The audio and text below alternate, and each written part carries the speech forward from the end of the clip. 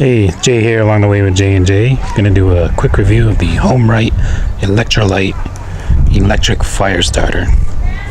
So here's the first test, the HomeRight ElectroLight against the Trader Joe's flyer from the mail. So easily operated, you just hold down the red button. It says you put it against whatever you're trying to burn, be it the wood, charcoal, or paper. Squeeze the button.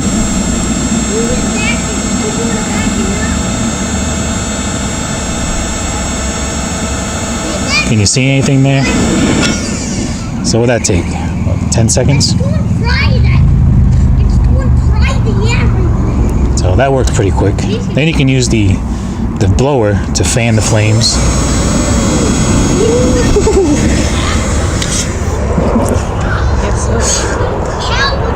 Alright, so we're going to let that burn out, and then we're going to bring in the next test. Alright, second test, the Dunkin' Donuts cup versus the HomeRight ElectroLight.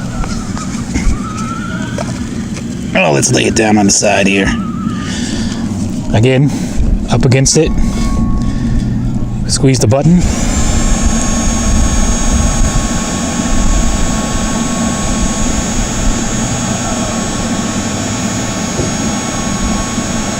Now this should take a little bit longer because it's a thicker cardboard. I see it turning brown already.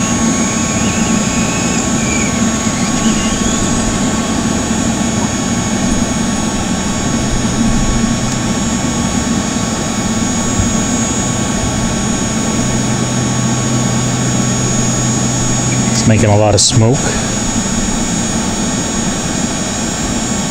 Pull it back a little and fan it.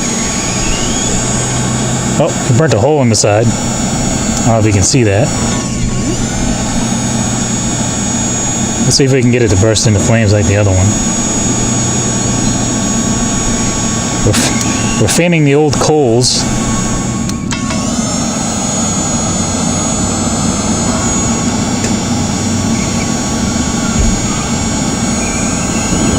There we go.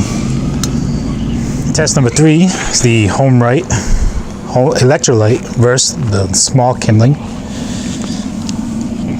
I got about 5 pieces here. I'm going to start on the end. Put it right up against it. Squeeze the red trigger.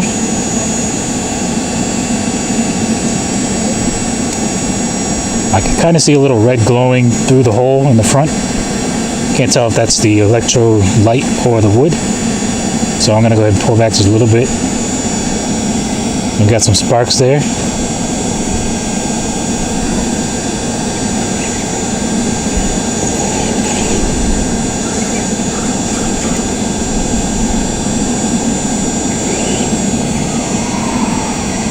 Now the instructions say you hold it up against it for 15 to 30 seconds. You should start seeing these sparks. And then it says pull back a little and fan it for another 2 to 3 minutes.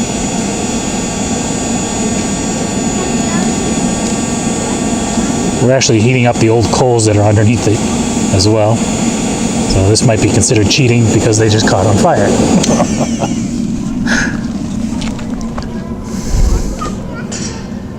Anyway, in the instructions it does say you can use it to relight fires that have gone down with the flames but not out, which I think we just did.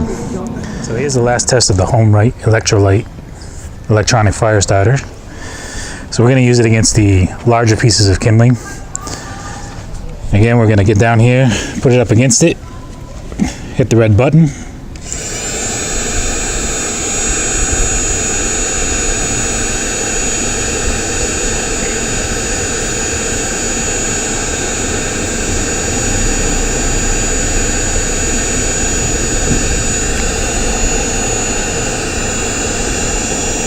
So again, the instructions say 15 to 30 seconds up against the wood, and you should see some redness or sparks. And I do see a little bit there. I'm going to pull back to continue to flame the area, fan the area.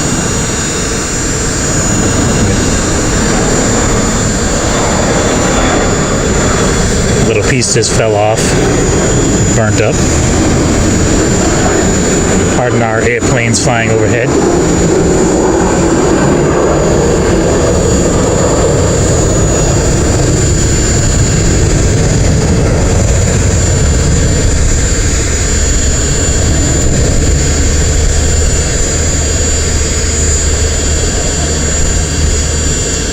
As with the last test, I believe I'm heating up some old coals underneath here. So let's see which one catches fire first.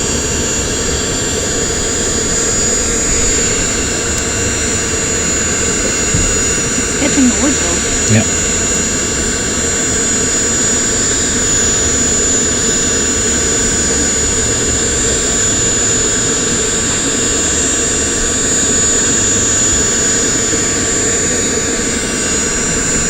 Got some real good redness there. A lot of smoke.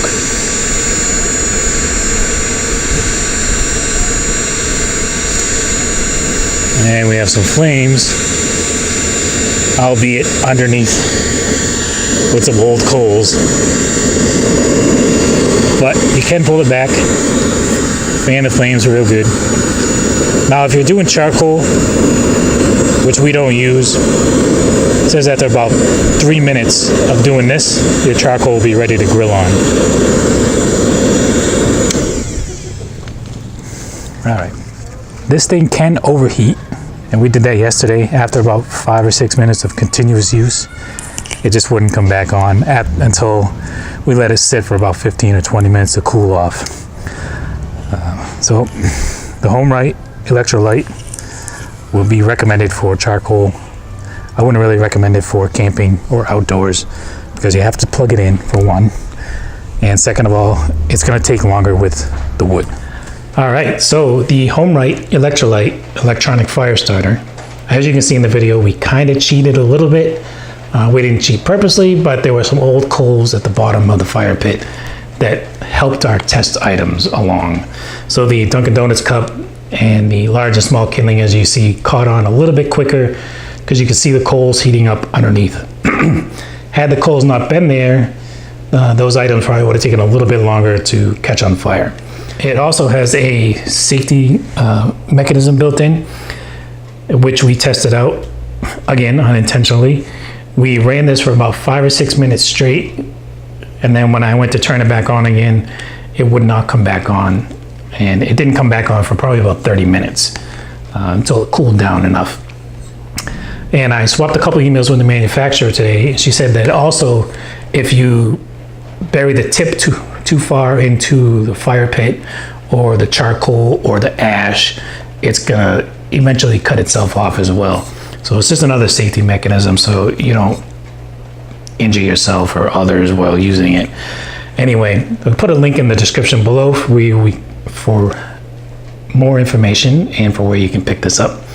Again, we're going to recommend it for home use and charcoal use only, but you know, it's just our opinion. You can use this at the RV park, at the campground, at your house, at the beach, or wherever you have power. So good luck, be safe, and we'll see you on the road.